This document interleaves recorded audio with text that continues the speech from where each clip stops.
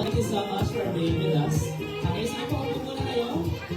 Ayan, so that is how we start our program as we begin with this beautiful celebration. Mamaya po, just to give you a sneak peek of what's going to happen tonight, we will witness our couple perform our wedding reception tradition. Bago po natin pagsaluhan ng dinner, may nahanda po sa atin ang ating couple, brought to us by Cusinegro Catering Services. So napatunayan ko po na mahal po ninyo si Maynard at si Kim. So this time naman, gusto ko pong malaman kung gaano niyo po sila kakilala. Okay? So meron po ako ditong mga question. And all you have to do po is to give me the correct answer of our question. At kapag tama po yung sagot, meron po tayo dito mga different packages na inihanda po ng ating couple para sa inyo. No?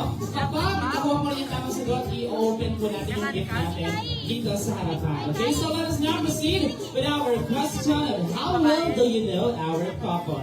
Para po sa ating unang katanungan, sino po ang makakapagbigay sa akin kung saang lugar pinakaunang nagkakilala ang ating couple? Ayan. Saan po? Saan? Anyone? Saan po? Saan? Taas ang kamay? Taas ang kamay?